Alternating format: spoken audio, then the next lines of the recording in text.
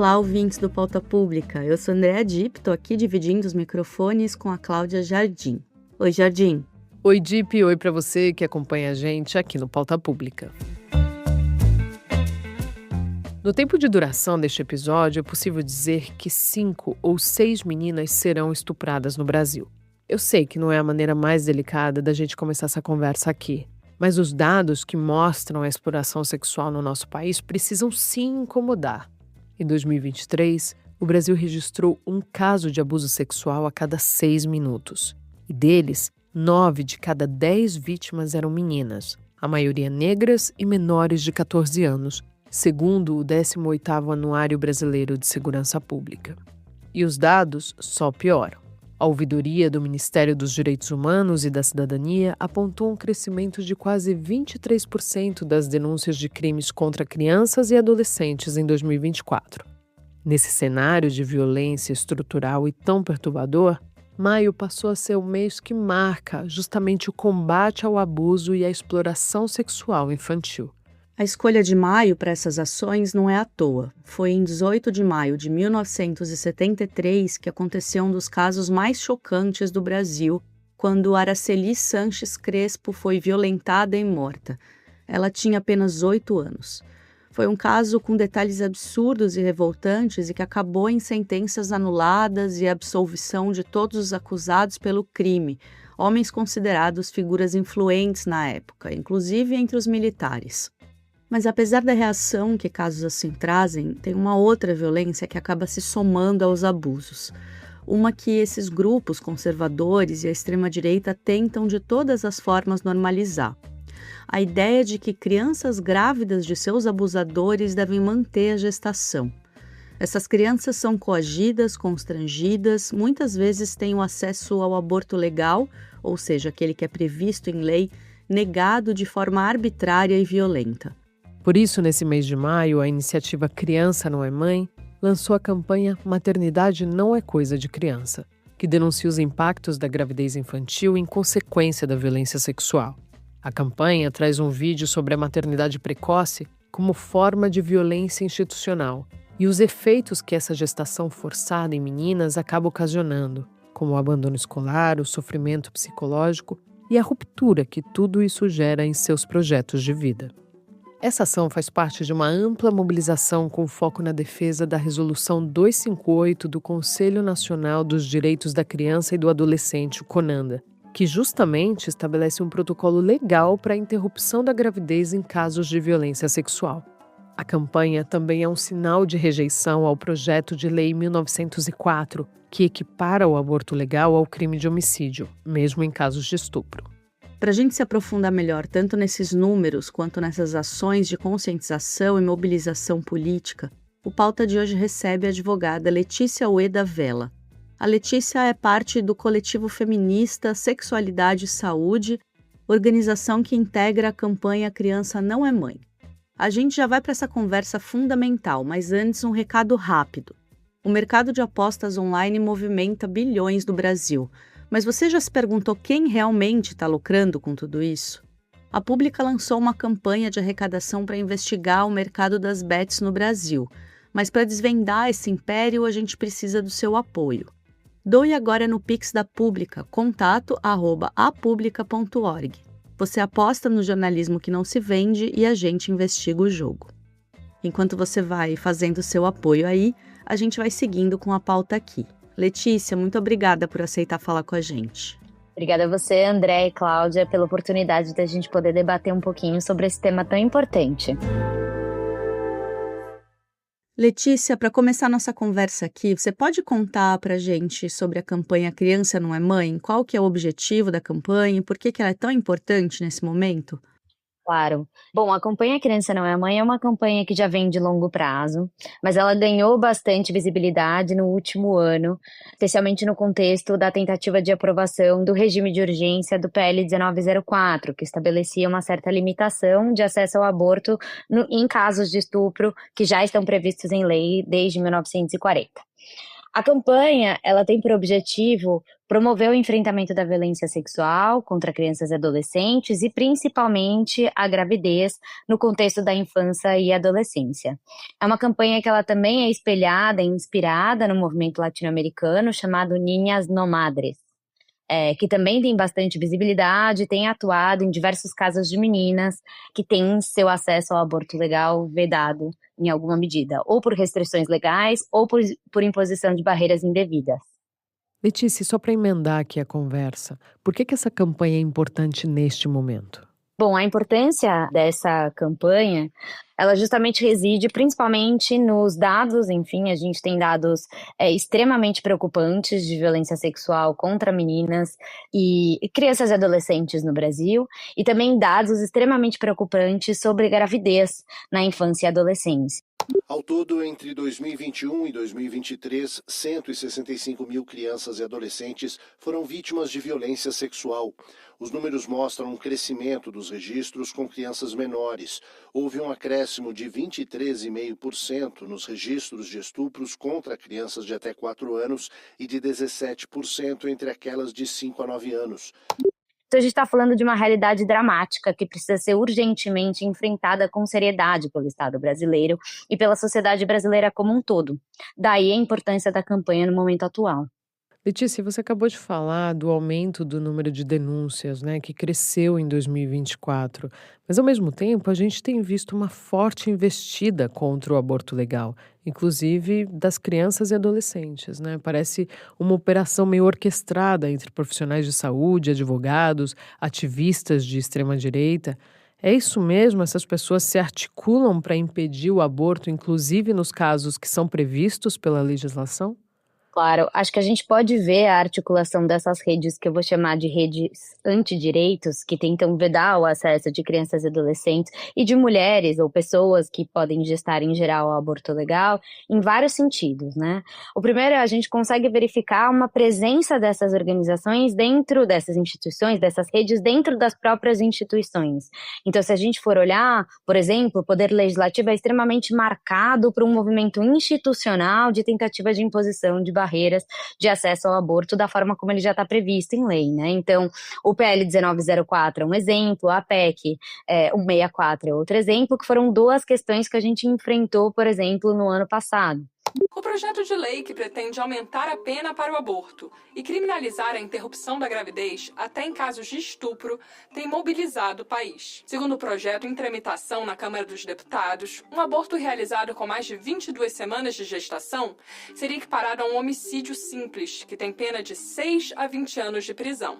E a gente também pode verificar, por exemplo, o comportamento de juízes, juízas, que não necessariamente compõem essa rede, mas que em alguma medida, porque isso já é demais de afirmar, a gente não consegue fazer nenhum tipo de conexão nesse sentido, mas que em alguma medida posicionam-se de maneira a impedir o acesso ao aborto legal também institucionalmente dentro do Poder Judiciário. E a gente tem um exemplo de um caso, por exemplo, recentemente que aconteceu, de uma menina no Goiás, que agora o Conselho Nacional de Justiça determinou a abertura de um procedimento administrativo para investigar tanto a conduta da desembargadora quanto da juíza em relação ao impedimento de acesso ao aborto legal dessa menina no estado, né? Claro que essa ligação entre juízas e redes antidireitos ela não pode necessariamente ser feita, mas a gente consegue ver como essa ideologia está permeada dentro das instituições. Mas para além dessas questões institucionais, né, eu me arrisco a dizer que a gente pode ver a mobilização dessas redes antidireitos em casos individuais, né? Então, esse caso dessa menina de Goiás, a gente pôde ver uma grande articulação de uma rede antidireitos, isso foi extremamente noticiado, em que essa menina foi exposta a diversas pressões externas, né, de agentes que compunham, inclusive, organizações não governamentais, que tentavam convencê-la a seguir adiante com a gestação e convencer também seus familiares. Mas você, se tivesse tudo bem, se a tua saúde suportasse, tu suportaria ficar mais um pouquinho de bebê? Aceitaria? Mais 2 semanas, 3 semanas? Aceitaria? Isso também foi visto num caso que recentemente a gente teve uma reportagem que saiu no Intercept, né, em parceria com o portal Catarinas, de um caso em Santa Catarina, em que a gente pôde ver essa articulação dessa rede antidireitos nesse mesmo sentido. Então, primeiro tentando uma influência diretamente com a família, né? Uma abordagem direta com a família e com aquela criança ou com aquela adolescente. E quando isso não funciona, com o acionamento das instituições para tentativa de imposição de barreiras de acesso ao aborto legal, com uma litigância excessiva, né? Apresentação de processos judiciais, proposituras de ações, justamente com o objetivo de impedir que o serviço de saúde garanta ali o acesso a esse direito. Eu acho que é muito impressionante, Letícia, quando a gente vê que essas informações dessas meninas estão vazando, né?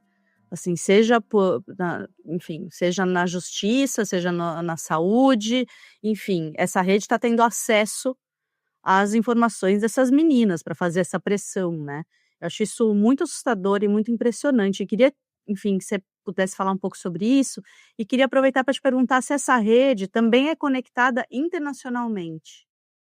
Perfeito. Em relação à questão do sigilo, é extremamente preocupante. A gente, enquanto organizações da sociedade civil, não consegue mapear em que momento que essas informações são vazadas e que esse sigilo, né, que está constitucionalmente garantido, inclusive, ele é violado, mas me arrisco a dizer que isso está ligado também a uma presença desses movimentos dentro das próprias instituições, incluindo até de serviços de saúde. É claro que a gente não consegue mapear perfeitamente onde está cada um desses agentes e atores, mas a gente sabe que eles estão presentes dentro das instituições e quando essas pessoas buscam ajuda dentro do próprio sistema de saúde ou dentro do próprio sistema de justiça que deveria ofertar em alguma medida proteção para essas crianças e adolescentes, o que a gente vê é essa informação vazada e a prática de um assédio em relação a essa menina, a essa criança, a essa adolescente e suas próprias famílias, e depois até o uso, né, de mecanismos que acho que vão em duas linhas, né, institucionais ou proposituras de ações, e depois até de perseguição dos profissionais que apoiaram essas meninas.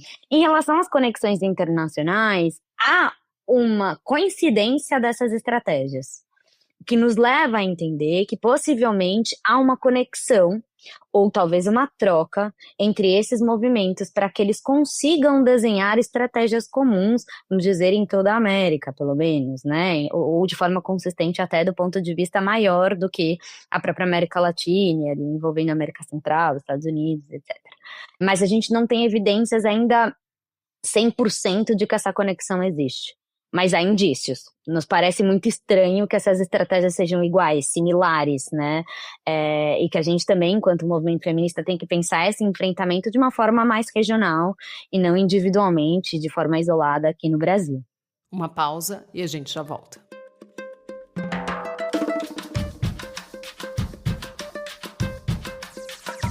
Olá, aqui é Giovana Girardi, jornalista da Agência Pública e apresentadora do Bom Dia, Fim do Mundo. No episódio dessa semana, a gente volta a falar do PL do licenciamento ambiental, aquele que está sendo chamado por aí de a mãe de todas as boiadas. Justo no ano da COP no Brasil, parte do governo federal acabou se unindo à oposição no maior retrocesso já visto na área ambiental. Eu, Terto e Marina tentamos entender como a coisa chegou a isso e o que acontece a partir de agora. Será que ainda tem jeito de fazer alguma coisa? Quando terminar o Pauta, procure a gente aí no seu tocador. Bom dia, fim do mundo.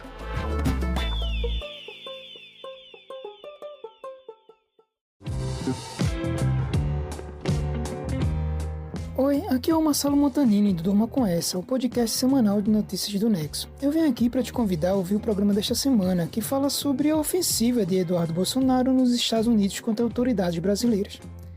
O programa desta semana também trata dos argumentos de israelenses em torno dos bombardeios na faixa de Gaza e explica as polêmicas sobre o PL do licenciamento. Depois que você escutar o Pauta Pública, liga no Durma Com Essa na sua plataforma de áudio preferida, no YouTube ou no site do Nexo, o nexojornal.com.br.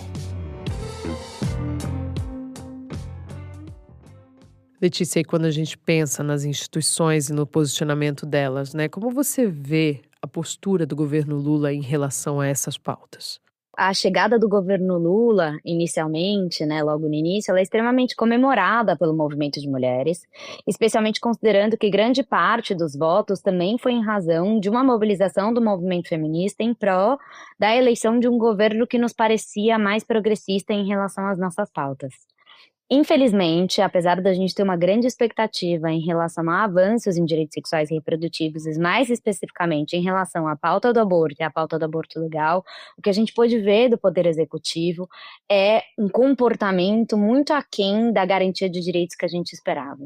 Então, a gente passou por um governo Bolsonaro, né, em que a gente teve uma grande destruição das políticas públicas, e a gente esperava que esse governo novo, eleito, poderia, em alguma medida, garantir aquilo que está previsto em lei. Aquilo que está previsto desde 1940. A gente não está falando aqui de descriminalização, porque isso a gente entende que é em outra esfera, mas a gente está falando de garantia de um direito que está previsto desde 1940 para todas as mulheres e meninas, e da 5ª causa ou 4ª causa, dependendo do ano, de mortalidade materna no Brasil. E o que a gente verifica é que, apesar dos dados, apesar de se tratar de uma pauta de saúde pública, apesar disso colocar milhares de mulheres e meninas em risco, apesar da gente ter uma dificuldade enorme de acesso ao aborto legal no Brasil, a gente não viu nenhum avanço do governo em relação a este tema. A resolução 258, e isso acho que é importante da gente dizer, ela foi editada apesar do comportamento do governo. A Resolução 258 define a obrigatoriedade ao direito à interrupção da gravidez em casos previstos na Constituição. O texto foi aprovado no final do ano passado no CONANDA, Conselho Nacional dos Direitos da Criança e do Adolescente, em decisão acirrada. A publicação só aconteceu depois de uma determinação judicial. Apesar dos pesares, apesar da dificuldade de aprovação, fato é que a resolução ela está vigente, ela foi aprovada. E agora é papel do governo implementar. E é isso que a gente tem tentado travar de diálogos com o governo federal. Acho que vale dizer só uma última coisa, que é, de forma contraditória, o governo, na recente revisão do Brasil pelo Comitê de Direitos da Criança da ONU, relata a resolução como uma conquista do governo brasileiro. Né, dizendo, olha só, nós aprovamos, apesar de tudo que a gente tem vivenciado, mostrando um pouco o papel do governo de garantia de direitos de crianças e adolescentes, coloca a Resolução 258 como uma conquista. Pois bem, se o governo internacionalmente está se posicionando, a gente espera então que agora seja implementado, porque não adianta dizer, no contexto internacional, o que estamos fazendo, e na hora de implementar e colocar dentro da política pública, isso não acontecer, isso é uma mera resolução que está prevista no papel. Letícia, e eu acho que os números acabam sendo um espelho de tudo isso, né? Essa falta de ação do governo em relação à violência sexual que afeta crianças e adolescentes, e delas mais de 70% são negras. Então aqui, queria que você trouxesse de que maneira a questão da raça e da classe atravessam essa estatística no Brasil. Bom, raça e classe atravessam todas as estatísticas que a gente for pensar a nível de violação de direitos humanos no Brasil, né? E do ponto de vista de maternidade na infância e adolescência, isso não deixa de ser a regra novamente, infelizmente. Não há como a gente olhar para esse tema sem racializar e sem olhar para essa questão da classe e entender que quando a gente está falando de quais são as principais meninas vitimadas, quais são as principais crianças e adolescentes vitimadas, a gente está falando principalmente dessa intersecção. Né? A gente está precisando olhar para políticas públicas que racializem, que deem nome, que deem cor, que deem classe para essas meninas, para que a gente possa efetivamente fazer um enfrentamento devido da violência sexual e garantia do acesso ao aborto legal no Brasil. Né? Então eu acho que, como todo tema de direitos humanos, essa é uma análise central, e por isso também se tem vários ministérios, mas também é responsabilidade do Ministério da Igualdade Racial entender e acompanhar quais são as políticas públicas intersetoriais que estão acontecendo dentro do Poder Executivo para garantir o acesso dessas meninas ao aborto legal, porque são majoritariamente meninas negras a quem é negado esse acesso, são majoritariamente meninas negras que se tornam mães tão precocemente. São majoritariamente meninas negras que, por serem mães, abandonam, têm altos índices de evasão escolar, né, que têm problemas de saúde, depressão em decorrência da gravidez precoce, né, da gravidez na infância e adolescência. Então, a racialização ela é essencial para a gente pensar tanto o enfrentamento do problema, quanto também para fazer uma análise qualificada do que a gente está vivenciando na realidade brasileira. Né? Letícia, você estava falando um pouco sobre isso, né? Falar sobre aborto no Brasil, ainda que a gente esteja falando de aborto legal, de uma criança que sofreu violência sexual, ainda assim é muito difícil, ainda assim a gente encontra muita resistência, né? É tabu, passa por crenças religiosas muitas vezes, e existe um enorme receio por parte de alguns políticos de esquerda, inclusive, e encarar esse tema de frente com a seriedade que ele pede, né? Qual é o caminho para a gente abrir conversa com a sociedade, mas também avançar em políticas institucionais? De que maneira a gente também cobra a política institucional em avanços nesse sentido? Eu acho que a resposta está justamente na narrativa que foi colocada pela campanha Criança Não É Mãe. Então, acho que a gente tem que sair dessa falsa contradição em ter um problema urgente, mas que não pode ser falado na sociedade como um todo, porque no ano passado a gente colocou milhares de pessoas na rua para não aprovação do PL 1904, justamente porque as pessoas entenderam a importância de proteção de crianças e adolescentes vítimas de violência sexual e de garantia de acesso ao aborto legal nesses casos em específico. Pelo terceiro dia seguido, manifestantes foram às ruas para defender o direito ao aborto legal.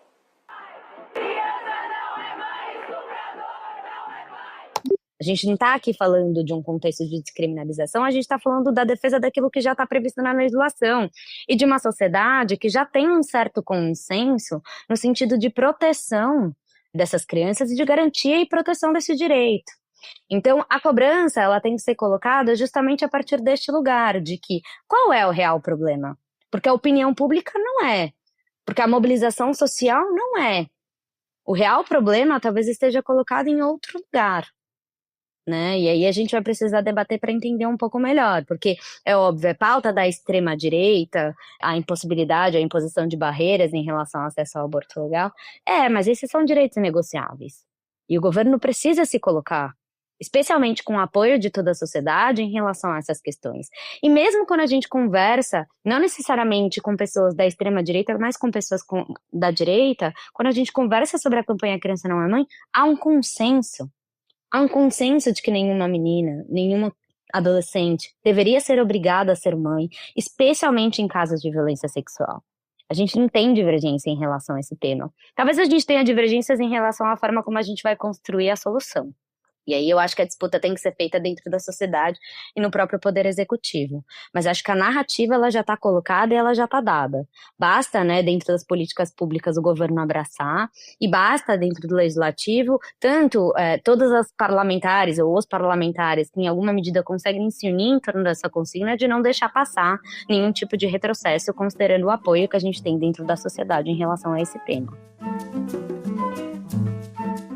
Letícia, eu queria fazer um adendo aqui nessa questão que você trouxe para entender qual é o papel que as religiões jogam nesse cenário que você acabou de apresentar. Porque se você diz que até a direita entra num consenso, né, de que isso é importante, então quais são esses fatores religiosos que entram nesse debate, tanto no campo institucional como da sociedade civil, para impedir que a lei seja cumprida?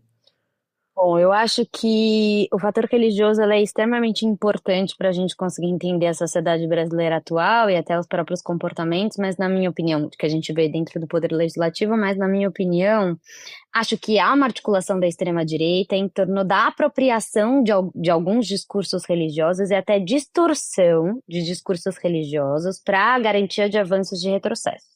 Em realidade, se a gente for pensar na própria religião como uma religião de uma maneira mais ampla, há múltiplas interpretações em relação à questão de direitos sexuais e reprodutivos, acesso ao aborto legal no Brasil, né? Acho que inclusive vale mencionar que a gente tem inclusive dentro da pauta de justiça reprodutiva organizações feministas que se posicionam em prol de uma nova leitura da religião, uma nova leitura da teologia, justamente com o objetivo de permitir a construção de que é possível compatibilizar essas duas questões. De que talvez essa incompatibilidade ela seja muito mais um discurso político, narrativo construído, do que efetivamente o que as religiões propõem em si. Eu acho que há uma apropriação do discurso religioso para avanço dos retrocessos, mas de outro lado eu acho que há a possibilidade de criação de novos diálogos dentro da própria prática religiosa, se a gente for pensar. Sem tirar, é claro que a gente está vivendo num estado laico, que isso é constitucionalmente garantido, mas que eu nem entrei nesse tema porque eu acho que a gente tem uma dificuldade tão grande de construção da laicidade dentro das nossas instituições, que aí até entrei na disputa do debate religioso para a gente pensar como é que a gente pode construir novas narrativas, né? Até porque a laicidade ela estaria para dentro das instituições, mas quando a gente pensa em opinião pública, a gente tem uma sociedade majoritariamente cristã. E a gente precisa poder dialogar com essa sociedade. Mas acho que tem um ponto também interessante, que é a Pesquisa Nacional do Aborto, e aí saindo um pouco só do olhar para crianças e adolescentes, aponta que a maioria das mulheres que abortam, elas têm um tipo de religião. Então a gente está falando de um problema que também afeta mulheres religiosas. Mulheres religiosas e mulheres mães. Muitas delas já foram mães, são mães, né? Enfim, realizam um aborto depois disso. Então eu acho que é uma disputa que tem que ser colocada, acho que a gente pode pensar em novos caminhos narrativos. Um deles, pensando, é necessário que a gente construa um olhar de laicidade para dentro das instituições, isso não deveria guiar a forma como a política pública, ou como a gente edita um projeto de lei, mas mesmo dentro do campo religioso é necessário que a gente pense como é que a gente constrói novas narrativas e novas leituras. Porque talvez essa leitura religiosa que impede acesso a direitos reprodutivos, ela faça muito mais parte de um projeto político de poder do que efetivamente da construção de uma sociedade que seja de acordo com uma religião cristã. Só fazendo um adendo aqui também, Letícia, porque acho muito bom tudo isso que você coloca, e eu estava pensando aqui o quão violento é esse ataque, né? Que esse ataque em nome, lógico, é sempre em nome de, né? Em nome da religião, em nome da moral, em nome da família. É um ataque extremamente violento. Estou pensando aqui, por exemplo, quando existia uma organização feminista evangélica pela descriminalização do aborto, quanto essas meninas foram perseguidas, ameaçadas de morte, tiveram que deixar o Brasil, quantas ativistas, professoras, pesquisadoras que a gente conhece, que só por falar sobre a descriminalização do aborto são ameaçadas de morte, tem que sair do país, né? Então, assim, acho que é importante também a gente colocar isso para quem está escutando a gente, porque isso não é simplesmente uma discussão ou uma conversa que acontece na sociedade, um debate educado ou baseado em fatos e evidências. Não, é uma violência forte, né, desses ativistas que são contra, inclusive, os casos de aborto legal, é uma violência absurda, né, que eles colocam nesses ataques, quando se tenta fazer essa conversa, né? Perfeito, eu acho que a prática endereçada pela extrema-direita na hora de atacar direitos reprodutivos, ela não é uma prática só discursiva, ela é uma prática permeada por violência política e institucional contra mulheres, contra ativistas, contra parlamentares. A gente está falando de 2 pontos, de uma disputa ideológica e discursiva que entra na prática e se torna uma violência efetiva, física, moral contra as pessoas que tentam avançar em relação à temática do aborto, mas a gente também está falando de, na prática, vida e morte de meninas e mulheres. Vida e morte de meninas e mulheres que não conseguem acessar o aborto legal de uma maneira segura e que às vezes apostam em práticas que não são seguras, justamente porque não conseguem ter esse acesso garantido quando isso está previsto em lei, né? Então os efeitos são gigantescos, seja do ponto de vista das defensoras de direitos humanos, que são aquelas que atuam em prol da justiça reprodutiva, mas também no dia a dia de mulheres, meninas e pessoas que podem gestar no Brasil. Letícia, e para a gente ir levando essa nossa conversa para o fim, a gente falava das conexões do movimento de extrema-direita, do movimento antidireitos na região, né? E eu queria entender como funciona isso do outro lado também. Como que é essa articulação do movimento feminista e da luta pela descriminalização do aborto e contra a violência de gênero na América Latina? Que influência teve a Argentina e a legalização do aborto na Argentina nas pautas e nos movimentos feministas no Brasil e na região?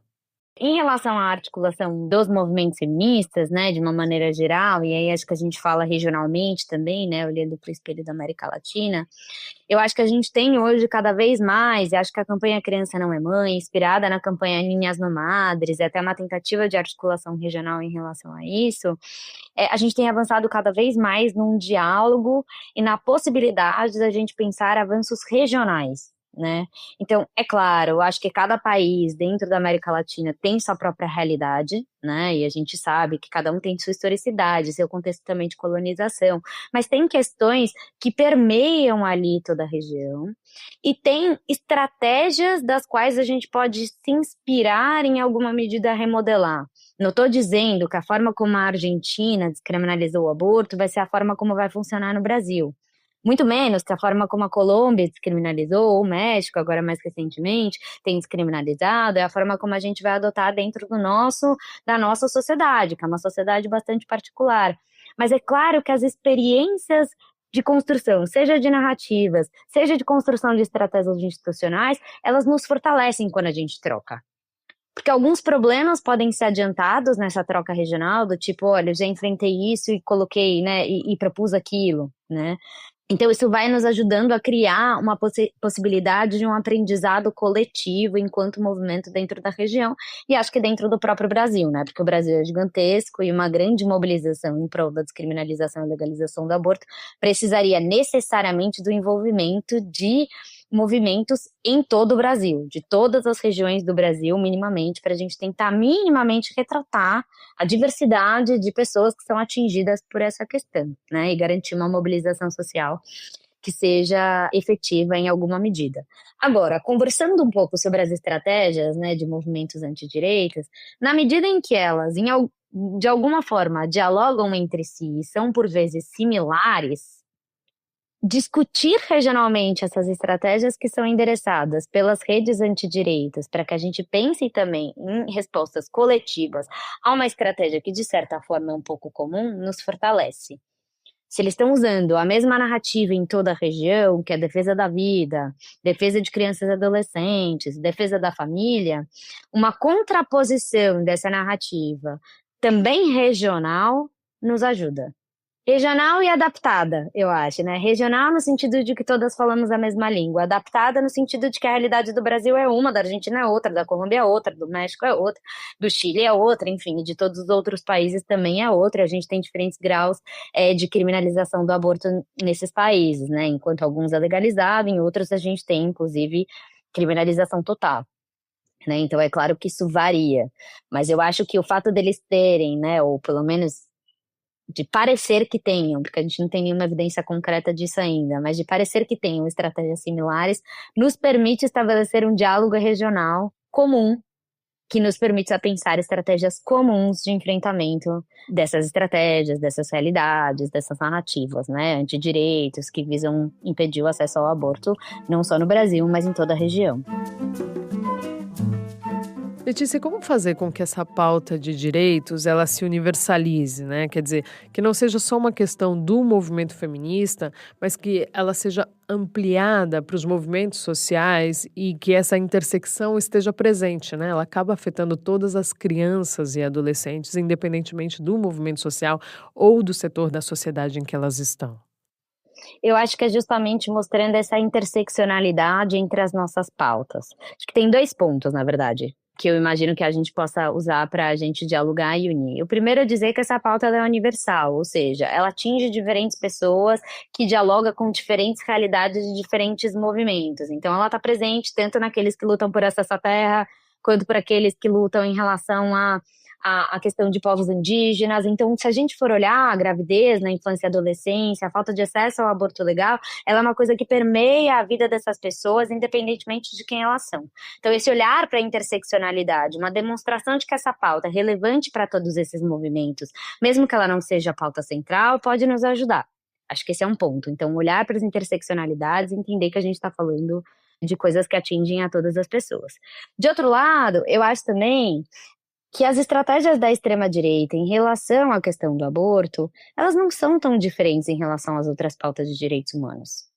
Então, se a gente está pensando em defesa, não só do aborto legal, mas em defesa da democracia, é necessário que a gente, enquanto movimentos sociais, enquanto movimentos que atuam em prol dos direitos humanos, nos unamos, que a gente construa uma ação e uma estratégia comum. Né, para defender um modelo de sociedade que abarque isso, né, pelo menos um regime democrático, que é algo que está sendo frontalmente atacado pela extrema-direita. Então, eu acho que há necessidade de que a gente se olhe e também entenda que a gente está no mesmo barco, que a gente está construindo um projeto de sociedade comum quando a gente pensa na defesa de direitos humanos. Então, não só que a pauta da criança não é mãe seja abraçada por outros movimentos, mas para que a gente também olhe para dentro e não olhe para essa questão de gravidez na infância e adolescência de forma descolada das outras demandas da sociedade. Por isso que a gente fala em justiça reprodutiva. Porque ao olhar para as interseccionalidades, a gente abraçar outras pautas e a construção de um modelo de sociedade mais amplo, democrático, enfim, e que avance na pauta de direitos humanos é o que nos permite entender o que a gente tem em comum. Então eu acho que tem esses dois olhares, mostrar que a nossa pauta é relevante para os outros movimentos, mas que a gente também faça esse movimento de entender que a gente também precisa, na medida em que a gente quer reduzir índices de gravidez, garantir acesso ao aborto, falar uma amplitude maior de direitos, trazer um olhar de justiça reprodutiva para dentro de nós e pensar na defesa da democracia como uma pauta comum a todas nós, enfrentando essa extrema-direita que avança com estratégias muito comuns. Então, às vezes, o que a gente aprende na pauta do aborto é também o que os ambientalistas vão ter que aprender na pauta de lá. O que os ambientalistas já aprenderam na pauta de lá vai ser o que a gente também vai ter que pensar em como a gente vai aprender na pauta do aborto. Porque, no fim, os ataques são todos comuns. Se a gente for pensar, por exemplo, o movimento LGBT, gênero, é igual, as duas pautas da extrema-direita que eles têm como principal força é ataque a pessoas trans e LGBT e aborto.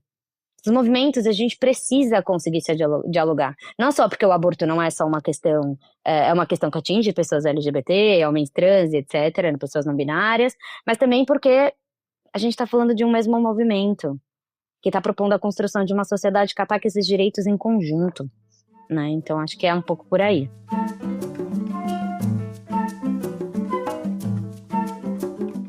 Letícia, muito obrigada. Foi muito bom ter você aqui com a gente no Pauta Pública. Eu que agradeço, Andréa, Cláudia. Espero que a gente consiga conversar em outras oportunidades sobre outras temáticas ligadas à justiça reprodutiva. Muito obrigada.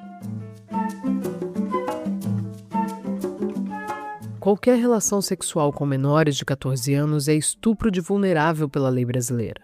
Para denunciar casos de abuso, violência ou exploração sexual, você pode ligar para o Disque 100. A denúncia, inclusive, pode ser anônima, se você preferir. Ou procure uma delegacia ou o conselho tutelar da tua cidade. E chegou a hora da gente recomendar um programa da Rádio Guarda-Chuva para você emendar na sua playlist depois do Pauta. O Afluente, produzido por Bruno Tadeu, já tem mais de 30 episódios para você conferir e traz sons, histórias e jornalismo da Amazônia.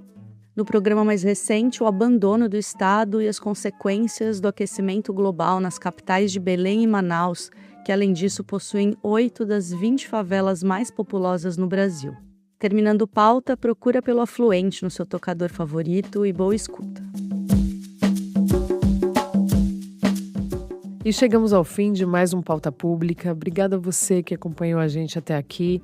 O Pauta é apresentado pela Andréa Dipp e por mim, e nós também cuidamos da entrevista do programa. A produção é da Estela Diogo, com apoio de produção da estagiária Rafaela de Oliveira. O Ricardo Terto é quem cuida do roteiro. A edição é do Pedro Pastoriz. A identidade visual é da Tainá Gonçalves. Na comunicação, a coordenação das redes sociais é da Lorena Morgana e o vídeo para as redes é da Etienne Carli.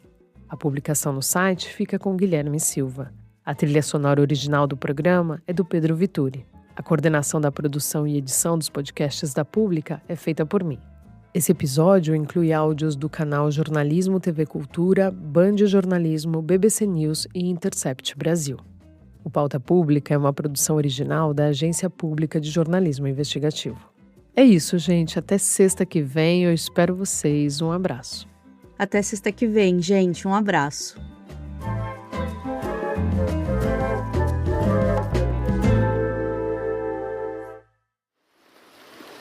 Este podcast é uma parceria da Agência Pública com a Rádio Guarda-Chuva. Jornalismo para quem gosta de ouvir.